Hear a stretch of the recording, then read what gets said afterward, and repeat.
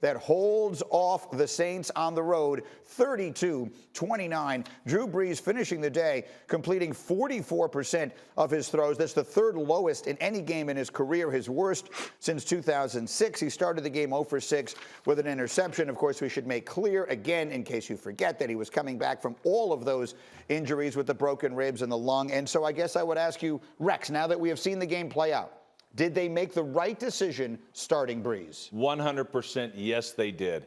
Absolutely. Look, he had to get this game in. He had to get hit. He's got to know now that, you know what, I'm okay. I mean, he's coming off of 11 fractured ribs, and he had to get these hits. I don't care how many, he had to get them. He got through it, and as the game went on, he got better and better, and he played with more confidence. Absolutely right decision. And so, look, if you're a team like the New Orleans Saints, there are no moral victories. But, Ryan Clark, if you were the Saints walking out of that stadium yesterday, do you feel mostly good or mostly bad? No, you walk out of that stadium confident. You walk out of that stadium feeling bad because you lost, but feeling good because you know if you play any mere mortal, you win that game.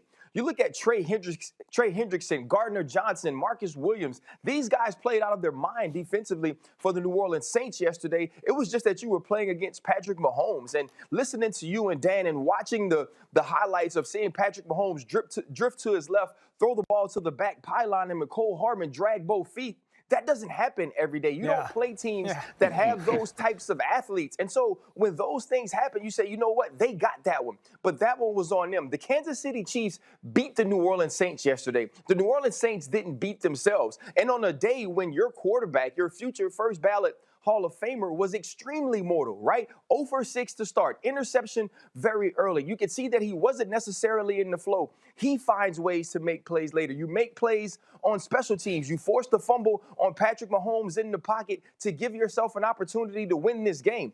The New Orleans Saints understand that they're one of the best teams in the NFL. They got their quarterback the first game, and it wasn't the first game against any old team. It was your first game against the Kansas City Chiefs, the reigning Super Bowl champs, the team that's favored to win it again this year with a quarterback that's playing out of his mind.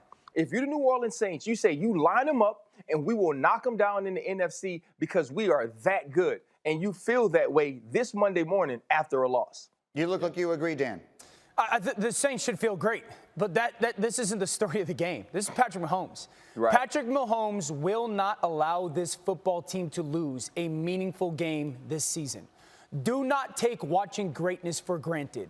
I mean, yesterday was the perfect setup for failure. Playing on the road against the #1 defense in the NFL, a great defensive line pass rush, 3 starting offensive linemen out. Still wasn't enough. I mean, they hit Patrick Mahomes on half of his pass attempts, right? Everyone always says the way to stop Patrick Mahomes, hit him. The way to stop any great quarterback, hit him. You got to get him out of the pocket. You got to force him to be uncomfortable. They did that, and it still wasn't enough. Because in the second half, when third down presents itself, he's the difference. And I don't know if there's another quarterback in the NFL that wins that game with 3 offensive linemen out. We can't take watching what Patrick Mahomes does for granted. It's greatness.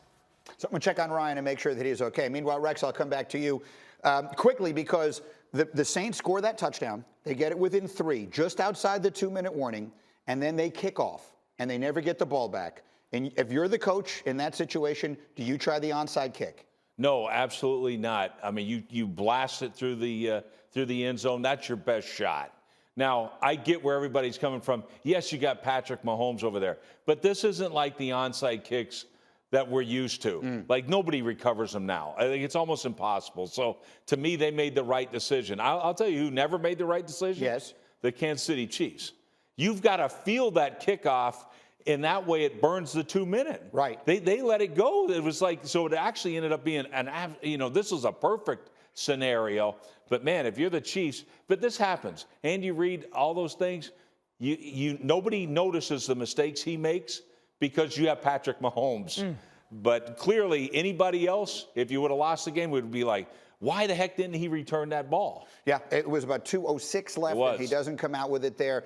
And so that it is. Dan, final thought as we go on to the Buccaneers here in just a moment. Final thought on this, the Chiefs, you said that no one's going to beat them in a meaningful game this year. Either conference, there's just no stopping Patrick Mahomes? No, I think that it's one of those situations where he will not allow it. Like he will will his football team to that victory. And it's specifically because when they need him to play his absolute best football, like this plays a perfect example, Greeny. The defense wins this rep. Like, this is a great call, and it's great execution. You force a righty quarterback to his left. He's got to drift, hold the football, and he has basically a 3-foot by 3-foot square to throw that ball. It has to be perfect, and he does. Like, how many quarterbacks are in the NFL? Maybe one with Aaron Rodgers that do that on a consistent basis. That's why when it's a meaningful game, they won't lose because of Mahomes. I would have bet you my life he was throwing that ball away. Yeah. When he threw that ball away, he was throwing the ball away. It's a touchdown. He does things that are just ridiculous. Thank you for watching ESPN on YouTube. For live streaming sports and premium content, subscribe to ESPN+.